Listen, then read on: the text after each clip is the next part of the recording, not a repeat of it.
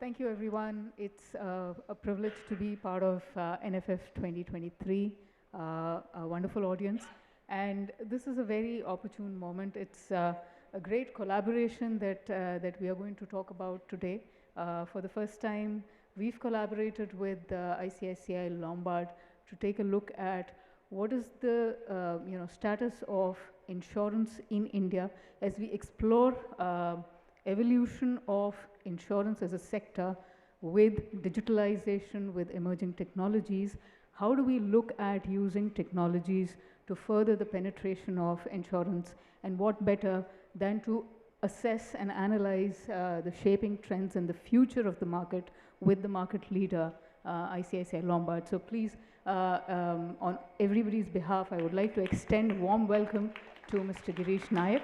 Thank you. CTO Health and Claims at ICICI Lombard General Insurance Corporation Limited. Mr. Girish, thank you for giving us the time and the opportunity to connect with you and understand more. Mr. Nayak, when we did this report together, what we've explored are trends about the insurance market globally. We've seen the global market to be very, very volatile in the last few years, especially because of the pandemic, life and non-life both. But when we started exploring the non-life part, it's an interesting trend that not just the pandemic, but generally people are, consumers are moving towards more non-life insurance, like health and motor. Those are becoming more important because life is now almost mainstream table stakes, right? So definitely there's a lot more momentum in that area. And as the market leader, you would have definitely observed that, more so after the COVID when digitalization picked up. So what would be interesting, Mr. Nayak, to begin with is an understanding of how has the pre-COVID versus the post-COVID scenario been in the non-life insurance sector in India. We know India is just about 1% penetrated when it comes to non-life insurance, but there's been a lot more momentum. When we talk about health, we are beginning to talk more about not just curative or illness-related covers, which are standard, but more preventive, wellness-based awareness, and insurance sector is responding to those kinds of changes. What's been your experience when you see the pre-COVID versus the post-COVID momentum? I think one of the biggest changes that has really happened from pre-COVID to post-COVID is the change in the complexion of the non-life, or for use of better terminology, general insurance market as we know it. Prior to COVID, motor was the largest segment, and motor has been the largest segment for a lot of years. Health was growing, but motor really was where the large amount of business used to be concentrated. In the last 2 years, health has really taken center stage. It is now the largest segment that you have. It's overtaken motor. So that's a big, big change that has happened post-COVID in terms of how the general insurance market has looked at things. The other is as we see digitalization, right? And we talk about the entire ecosystem which is going more digital, and a lot of changes happened in the last 4 to 5 years in the entire ecosystem. We had the entire UPI revolution. We have had the mobile and data revolution, where we are the largest consumers of data. So it's really made the common man very familiar with digital payments. I mean, a person who earlier you wouldn't expect to go through an mobile app or internet e-commerce site and complete a transaction end to end is today very comfortable whipping out his phone or and scanning a QR code and making digital payments, right? That's a change that has taken place.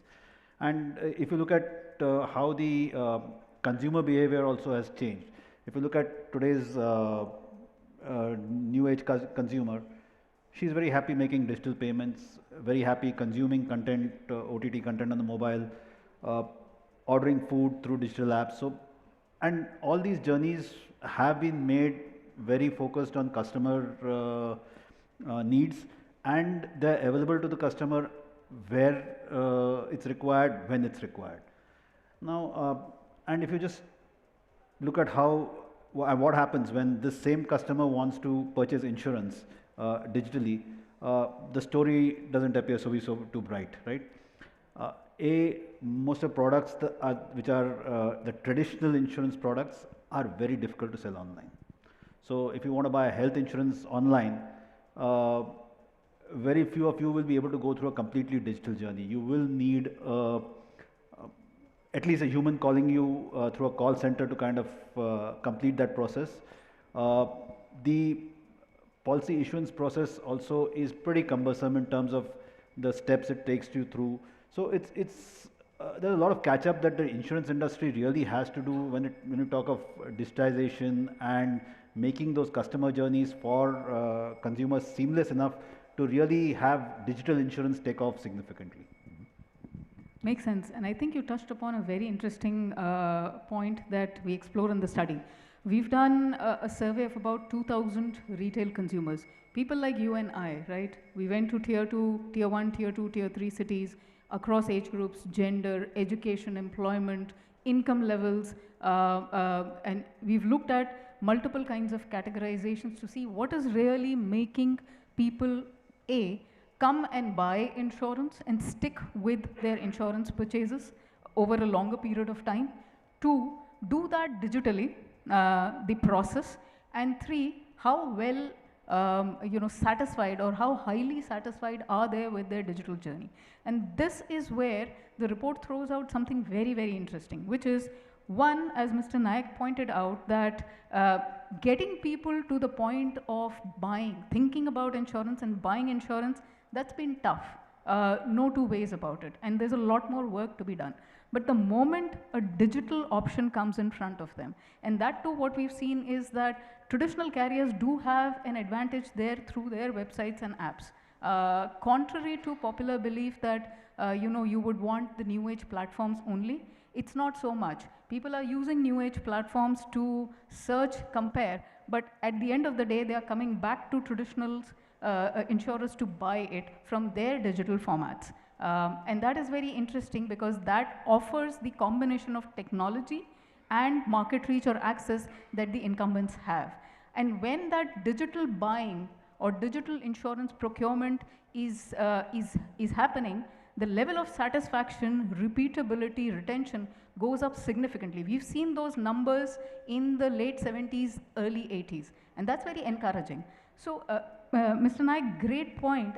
What will it take for the insurance ecosystem to make this digital transformation happen quickly and take it to the customers? I think the 3 things that we are beginning to see that will work here is 1, customer awareness, 2, making digital channels accessible to the customers, and 3, making insurance on the digital channel affordable for the consumers.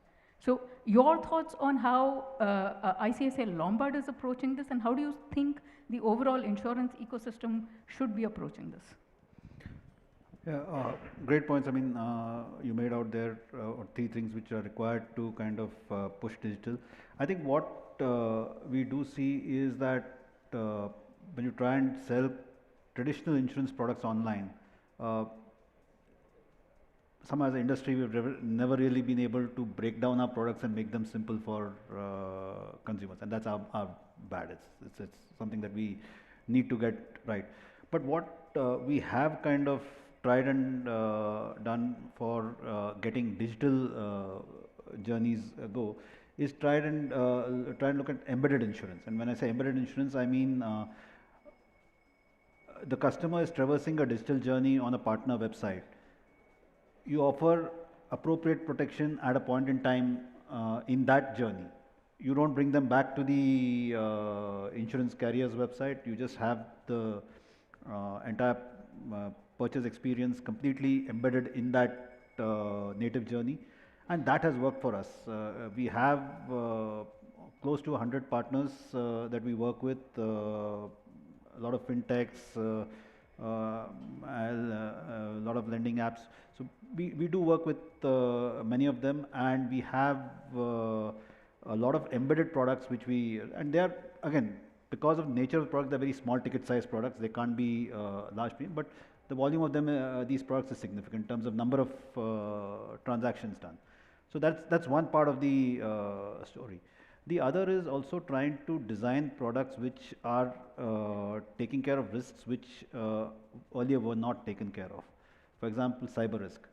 That's something that no product does take care of today, and it's a very felt need in the market, because there are people who are losing money to online fraud, and you need some way to cover that. And is the industry able to design a product which can cater to those needs?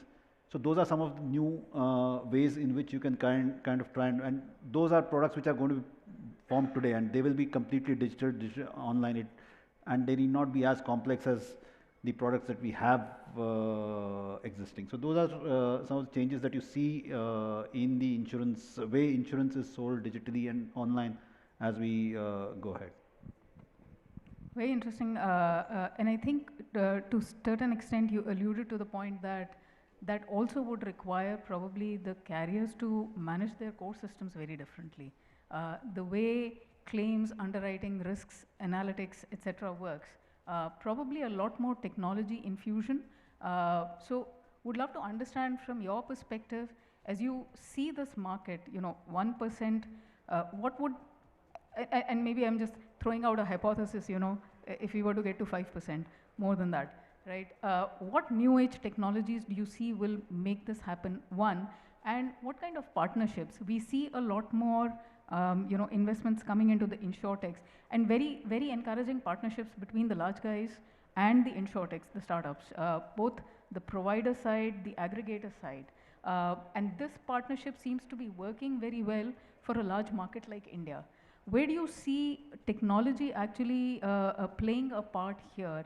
More partnerships, or do you see more consolidation? Do you see some very, very cutting edge, tech work being taken up by insurers to make sure that the reach is appropriate? Your thoughts on what's going to unravel in the next 3 to 5 years? So, like I said, we actually consider ourselves as a tech company which sells insurance. So, and we need to look at ourselves that way, because that's where we're facing competition from, is the new age digital insurtechs and fintechs, right? So we completely migrated to the cloud a couple of years back. We're the first large legacy insurance player to do that. We are completely on the cloud. So that has given us a huge amount of advantage in terms of nimbleness, efficiency, and ability to do something new in a very, very fast way. You very rightly pointed out we need to reconfigure the core, and that's something that we are doing, we're in the process of doing. That's a very important piece, because traditionally core systems are the ones where change is the most difficult. And and as long as the core becomes the bottleneck, you'll never be able to churn out products and services at a more faster rate that the market requires. So that's definitely something that is a thing that we are doing. Working with startups, we do work with a lot of startups. Again, it's always a make versus buy kind of for this. There are some things where we would make our own investments. So, like for example, in AI/ML technologies, we have 50% strong data science team who works on certain problems. We have said that these are problems that we'll try and solve ourselves. We will not want to partner with someone outside, because a lot of those use our data, which is proprietary, and we think that that is the advantage that we have. In certain other technologies, we are very happy to partner with startups, and we do that. We have a program for engaging with startups. We engage with close to about 100 startups every year. We end up doing proof of concepts at about 25 to 30, and typically in a year we end up actually productizing about 4 to 5 startups. So we do have a program where we do engage with startups. Again, these startups may not typically be in what you define as the insurtech space, because fortunately, unfortunately, insurtech in India, 90% of the insurtech investments, and the report even says that, are into distribution. Distribution is something that is our strength. So we really don't see advantage that we get by partnering with startup there. But some very interesting partnerships that we have are with startups who are totally not related to insurance. They are in industrial IoT and such likes, where they help us manage risk and understand risk better, price risk better in our commercial insurance business. So a lot of startups we partner, but need not necessarily be under the InsurTech definition per se. Makes sense. And I think you kind of answered my next question, which is the nature of partnerships. Globally, it's been more distribution. So it kind of started with making customer experience a lot better. And that's when we saw the explosion of websites and mobile apps. Then we got to the distribution part. And distribution still makes about the majority of the funding globally that flows into InsurTech startups. But then we've seen globally claims funding, InsurTech startups that are working in claims, risk, etc., go up significantly in the last 2 to 3 years. And that's what I think you alluded to, that even we in India are kind of moving to that, which probably also brings in the elements of newer models. You alluded to embedded, probably more micro products, more personalization into the products based on the new age or the Gen Zs who are looking for something which is almost lifestyle based, life event based, pretty much on a daily basis or a weekly basis as things change a lot for them. So I know we don't have more time, but in a quick minute, Mr. Nayak, your vision of in the next 5 years, what kind of a insurance product ecosystem will we or can we expect in India? I think the insurance products definitely will change significantly. They'll be more bite-sized, because today it's a one large ticket health insurance policy. I don't think that works for the new generation. They would want products which are more customized to their and also a significant portion of, say, in health. Today health covers only the inpatient treatment, which is about 30% of the market. 70% of the market is outpatient treatment, which is not covered by any insurance policy. So a lot of investment in that space on how to get OPD covered.